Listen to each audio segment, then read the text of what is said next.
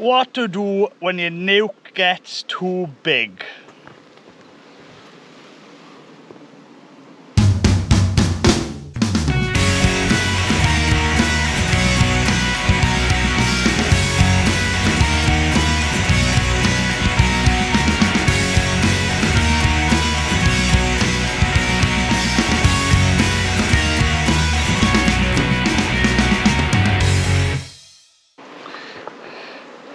Hello, I'm Griffiths, welcome to Winning Griffith. Here we look at everything beekeeping, farming, countryside living, now we do reviews as well. Now I'm in the nuke yard.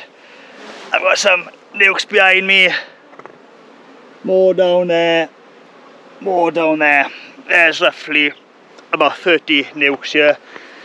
And some of them have gone too big, so I don't really want to get a honey crop from these nukes. The nukes in the yard, these are the bees I split. I create small splits off them, either buy a queen, introduce a queen in, move them, and these are my future bees for future generations. And some of the nukes behind me, they're also for sale. So we've got some of the Buckfast type back there, some of the Welsh blacks back up there. So we don't actually rear queens here, it's just where we keep all the nukes.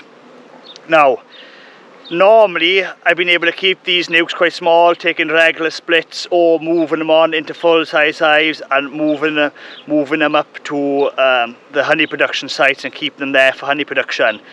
It's the end of June now, so we're just on the cusp really. If these go into a full size hive now and you feed them a little bit, they may produce some honey coming into August if the queen's laying really well, or if not, you just want to try and keep them at the nuke level and just take the bees off them as and when you need them to produce more splits. And that's exactly what I want to do with these. They're so big now that the bees are clustering outside the hive. Lucky some of these haven't swarmed. So, two things I could do here. If I don't want to get honey off these bees, I can either take bees out here, put them into another nuke box, introduce a queen, and then I've got another nuke. Or what I'm going to do today, I've got these, which is essentially double brood in the nuke, and that's exactly what I'm going to do here. I would take more splits here today, but I'm actually out of nuke boxes now. Between all the splits I've done everywhere, I'm out of nuke boxes. So I have got more on order. They should be here this week, and then I can split more of these. Probably do 10 more plus nukes out of the bees I've got here. But to give myself a bit of time now, I am going to double brood these up and show you some of the nukes before we finish the video for you to see the types of bees we've got here. We're going to go through some Buckfast ones today for you to see them. So let's get on with it.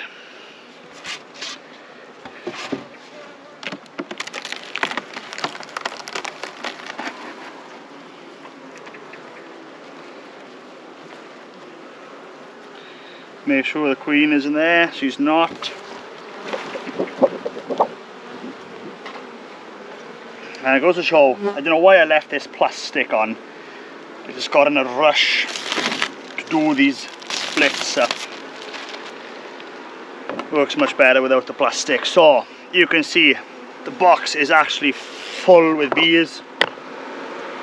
Every frame is ram-packed. So let's just have a quick look going through here.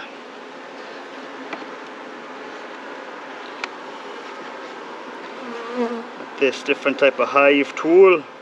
Let's see how this works.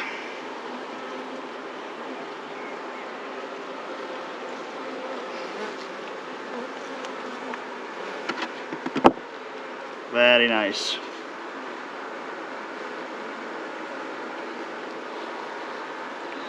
Frame full of honey. Frame full of brood.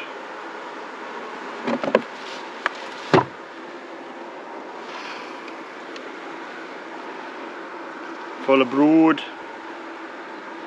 Full of brood again. Eggs in absolutely everywhere.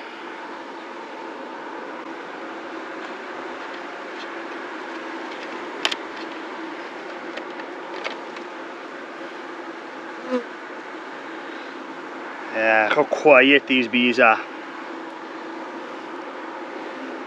Now of course these are Buckfast bees, known to be really quiet, really tame, and they are unbelievable.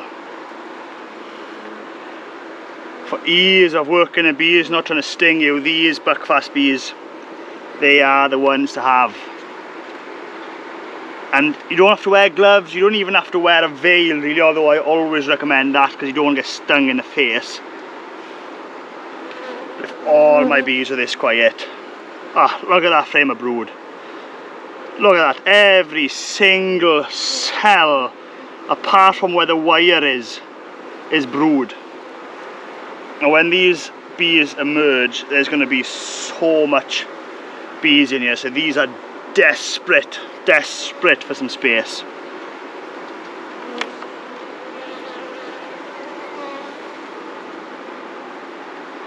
Well.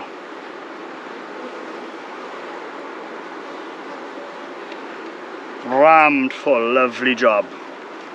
Right, so these need space 100%. Put these back up tight. Now, a little trick, this frame is not going back in that brood box, it's going to go up in the one above.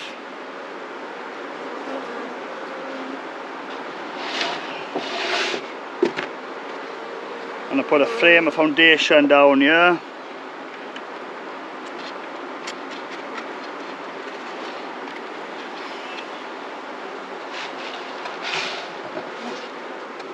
This on top.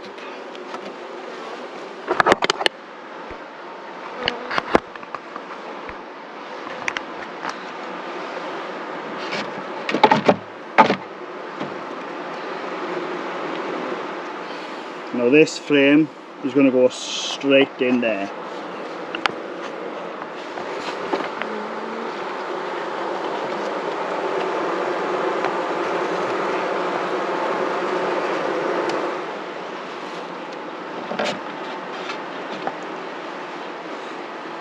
Just like that. Now this top frame is going to encourage the bees up because there's a bit of brood there, a bit of honey there, and that's just going to encourage them to move up and spread the bees over the toolbox instead of them staying in the bottom and just having plain foundation up in the top.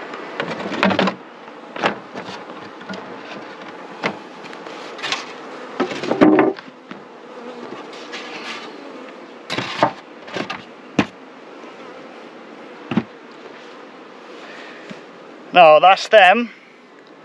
Oh, move this smoke out the way. Now that's them with twice as much room. That's going to stop any swarming these bees if the bees are thinking about swarming, because they just got double the room, but more importantly it gives me time. So give these 2 to 3 weeks. I'll probably take a split 2 or 3 frames out of this nuke box and create another nuke up with it. And I tell you, I've got more nukes this year than I've had any years. And yeah, these Buckfast bees, I'm so impressed with them. They're just so quiet, non-aggressive, and that's exactly what you want. If you are a beginner, then there's 2 types of bees I would recommend. Buckfast bees, if you're really worried about getting stung and scared of the aggression the bees can sometimes show. But sometimes then the downside of them is they can be a bit more hard work feeding wise, so they consume a lot more food because there's a lot more numbers, but they will produce much more honey for you. Then the black bee, which I call the West black bees, living from Wales, but it's the European black bee. They're really good hardy bees. They don't build up in massive numbers, but you do get a little bit less honey with them, and they can be sometimes quite aggressive. But we've got those 2 types of bees here at Gwyn and Griffith. If you want to buy some bees, check out the website. Well, that's it for this video. Hopefully you enjoyed it, and don't forget, if you like this video and you want to watch more of the same kind of content, then please subscribe to my YouTube channel. I try my best to upload new videos every week. Thanks for watching.